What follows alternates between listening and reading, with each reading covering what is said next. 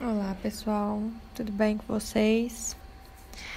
Bom, vamos dar sequência aqui nas nossas atividades, torcendo aí para todo esse período difícil passar logo e em breve a gente retornar aí na nossa rotina normal, tá bom? Hoje a gente vai ver um pouquinho do capítulo 3. A gente já tinha começado a trabalhar em sala da Química 2, mas acredito que, como não deu tempo da gente finalizar todo esse capítulo, então eu resolvi repassar isso com vocês para que não surjam dúvidas, tá? Então a gente vai trabalhar um pouquinho hoje sobre a concentração das soluções. Bom, só para a gente relembrar então, uma solução ela sempre vai ser uma mistura homogênea, que é composta pelo soluto e pelo solvente. E essas misturas homogêneas, por incrível que pareça, elas podem ser encontradas como uma mistura sólida, por exemplo, na aliança. A gente tem uma mistura ali, por mais que a gente ache a aliança é de ouro, mas ela tem misturado ouro, prata, cobre. Então é uma mistura homogênea, a gente não consegue diferenciar esses componentes, mas é uma solução sólida, que a gente diz. Líquido, o exemplo que a gente mais conhece, né, é o sal aí em água, formando então uma solução homogênea. E também temos misturas homogêneas gasosas. O ar, por exemplo, ele é composto de uma mistura de nitrogênio e oxigênio. Então é importante a gente ter em mente que uma mistura homogênea ela pode ser encontrada nos 3 estados físicos. Mas como é que eu vou saber quem é meu soluto, quem é meu solvente? Detalhe, vou só chamar atenção aqui, toda mistura gasosa é homogênea, então sempre será uma solução, tá? Por quê? Porque a gente nunca vai conseguir uma mistura heterogênea aí de 2 gases, eles sempre vão ser homogêneos. Como eu vou saber então quem é soluto, quem é solvente? O soluto é aquele que é encontrado em menor quantidade e o solvente, aquele que é encontrado em maior quantidade, certo? E lembrando também, o soluto é aquele que é dissolvido, o solvente é aquele que dissolve o soluto. Bom, pessoal, a gente vai precisar então saber essas quantidades aí de soluto e solvente para fazer os cálculos de concentração. Então, relembrando, a primeira concentração que a gente viu foi concentração comum. O que era essa concentração comum? Massa sobre volume. Mas qualquer massa e qualquer volume? Não. A gente viu que a concentração comum ela é representada pela massa do soluto dividido pelo volume da solução. Em que unidade que isso é representado? Em grama por litro, miligrama por litro, quilograma por litro, dentre outras unidades. A mais comum que a gente utiliza é gramas por litro. Então, vamos supor que eu peguei 40 gramas de hidróxido de sódio, NaOH, e coloquei num becker com 400 ml de água. Fui lá, misturei. Qual que é a concentração que eu vou ter agora dessa solução? Bom, então vamos lá. A concentração do NaOH vai ser a massa do NaOH, que é o meu soluto, dividido pelo volume da solução. Bom, 1 litro é 1000 ml, não é? Eu tinha 400 ml de água, então eu vou achar esse volume aí em litros, 0,4 litros. E eu tinha 40 gramas do meu soluto NaOH.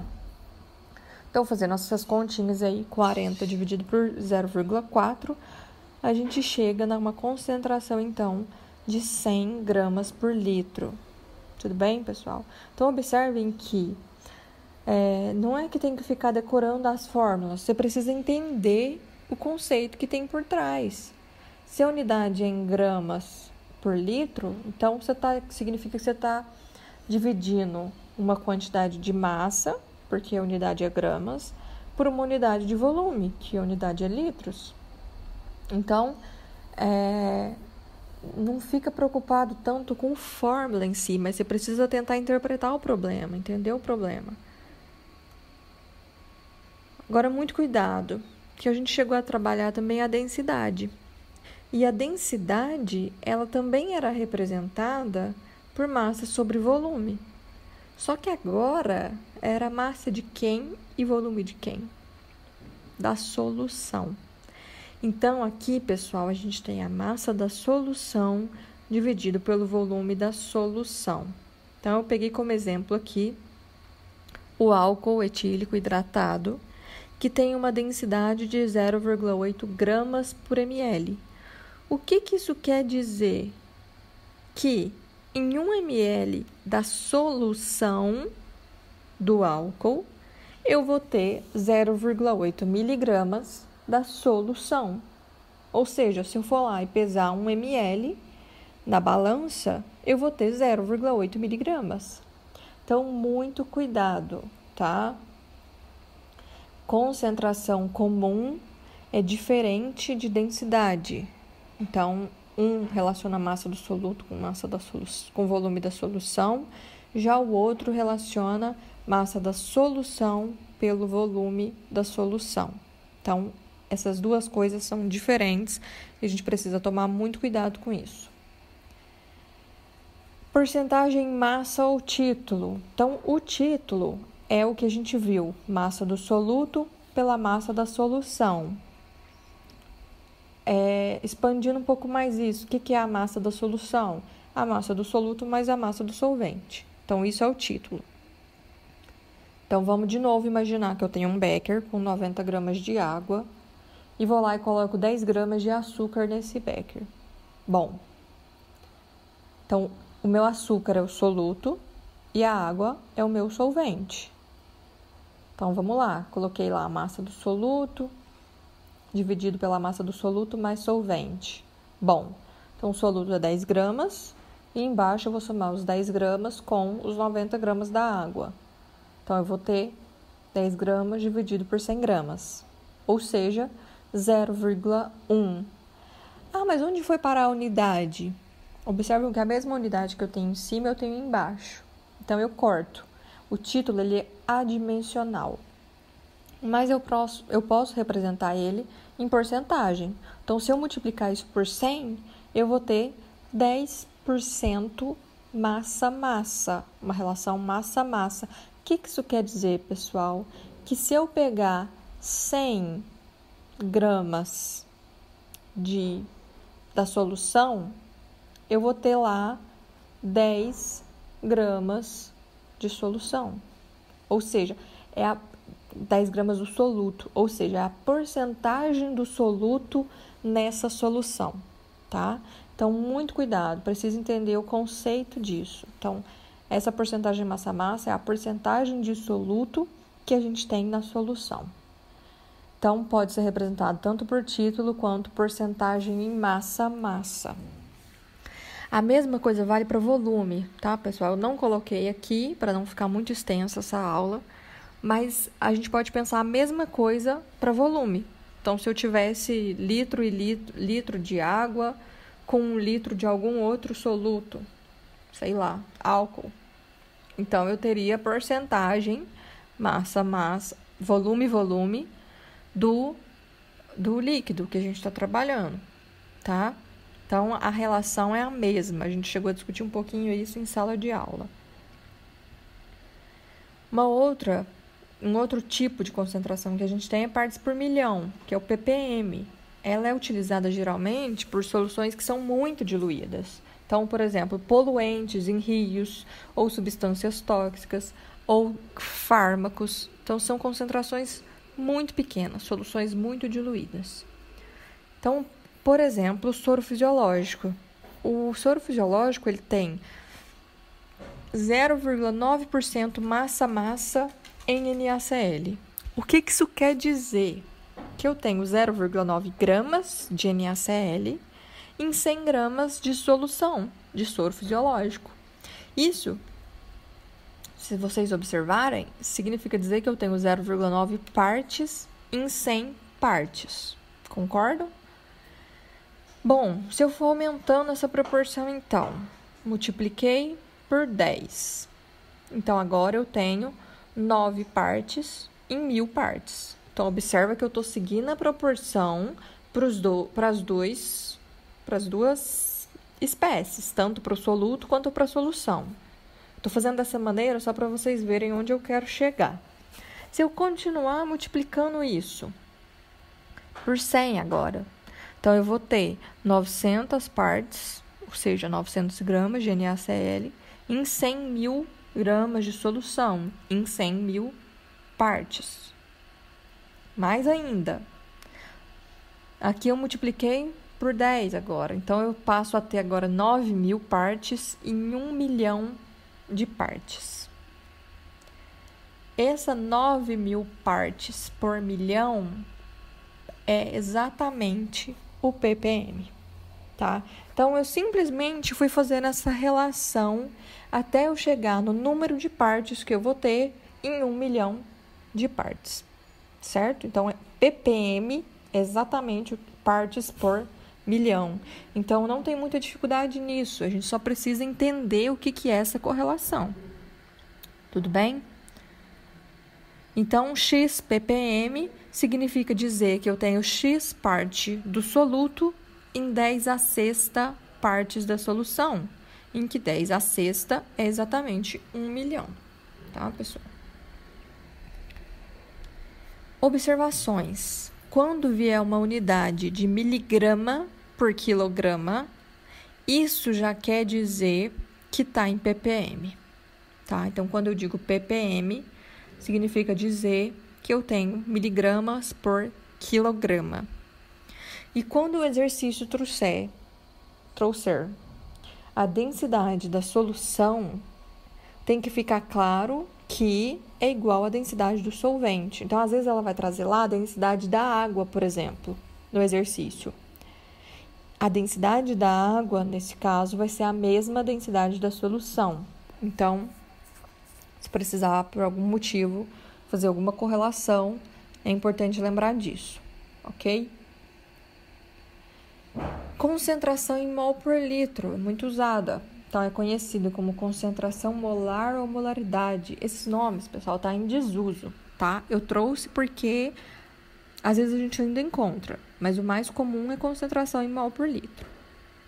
Então, vamos supor que eu peguei 245 gramas de ácido sulfúrico, H2SO4, e eu adicionei água até completar 500 ml. Significa que eu tenho 500 ml de água? Não. Cuidado, tá, pessoal? Eu não disse que eu adicionei 500 ml de água. Eu disse que eu adicionei água até completar 500 ml. Bom, então a primeira coisa que eu quero achar aqui é o número de mols. A concentração não é em mol por litro. Então, eu quero achar o número de mols. O que é o número de mols? É a massa que eu tenho daquele composto em gramas dividido pela massa molar dele, certo? A gente já viu essa correlação em sala de aula. Bom, então eu tenho 245 gramas de ácido sulfúrico e a massa molar do ácido sulfúrico é 98 gramas por mol. Então, eu chego num valor aí de 2,5 mols de ácido sulfúrico. Agora, o que eu vou fazer? Esses 2,5 mols está presente em 500 ml de solução, que foi o que eu preparei, certo? Só que eu quero saber, para 1 litro, quantos mols eu vou ter, porque a concentração é em mol por litro. Então, quando eu faço essa correlação, eu chego em 5 mols. O que isso quer dizer, pessoal? Que a concentração em mol por litro é 5 mol por litro. Então, primeiro passo, eu achei o número de mols presentes naquela solução. Como esse volume não era litro, então eu não podia falar que era 2,5 mol por litro, porque eu não tinha 1 litro, eu tinha só 500 gramas, eu tinha só 500 ml. Então, eu transformei, eu fiz a relação, fiz uma regrinha de 3 simples, para mostrar que em 500 ml eu tenho 2,5 mol, só que eu quero saber quantos mols eu tenho em 1.000 ml, em 1 litro. Então, eu chego aí no valor de 5 mol por litro, ok? Bom, uma outra concentração que a gente tem é a concentração molar ou molalidade. Essa concentração molar, ela indica o número de mols do soluto em 1 quilo do solvente. Então, aqui, pessoal, a massa do solvente é fixa. Então, ele é representado por esse W aí, onde eu tenho o número de mols do soluto dividido por 1 quilo do solvente. Como é que eu faço isso, então? A unidade que representa é mol por quilograma ou molar. Então, mol por quilograma é igual a molar. Por exemplo, eu digo que eu tenho 0,20 mols de NaCl, que é o meu soluto, e tenho 0,5 kg de água, que é o meu solvente. E eu quero achar a concentração molar. Ou seja, 0,20 mols, que é o mol do soluto, dividido por 0,50 kg do solvente. Então, eu vou ter aqui 0,40 mol por quilogramas, certo? Então, isso aqui, se eu tivesse, por exemplo, 1 quilo, eu teria que ter 0,40 mol por quilograma. Então, aqui dá para fazer por regrinha de 3 também, tá, pessoal? Então, a gente chega aí nesse valor de 0,4 mol por quilogramas ou 0,4 molar. A vantagem de utilizar essa concentração, às vezes, é muito utilizada em indústrias. Por quê? Porque sempre vai ser fixa essa massa. Essa massa não vai variar com a temperatura. Então, por isso que muitas vezes ela é utilizada nas indústrias, mas ela não é tão usual para a gente, tá? Bom, pessoal, vocês vão ver que no livro de vocês tem um pouco mais de coisas, tá? Já tinha sido enviado um roteiro para vocês na semana passada sobre o que vocês fariam acerca desse capítulo 3. E uma coisa que eu pedi, vou reforçar para vocês, para transcrever os exercícios resolvidos do capítulo 3 para o caderno.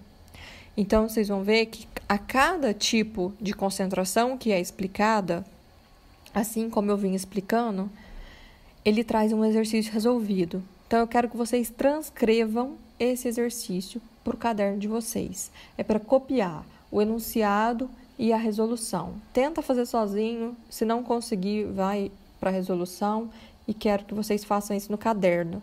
Por quê? Esse tipo de conteúdo, pessoal, ele, por mais que tenha teoria, por mais que é importante saber tudo que eu falei aqui para vocês, só se aprende resolvendo exercício, tá? Então, eu quero que vocês façam um exemplo desse de cada que tem aí no livro e para que vocês consigam depois resolver os exercícios que eu propus das atividades para a sala e as atividades propostas. Chamar a atenção de vocês para o prazo da tarefa online, tá bom? Isso aí já tinha sido avisado, estou reforçando. Então, vocês têm até o dia 26 para pôr em dia isso. E no dia 27 eu vou estar gerando os relatórios.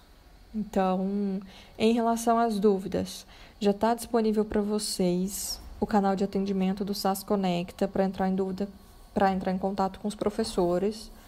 Então, eu estou à disposição para ajudar no que vocês precisarem aí, à medida que forem surgindo dúvidas. Não deixem de procurar, tá bom? No mais, bons estudos.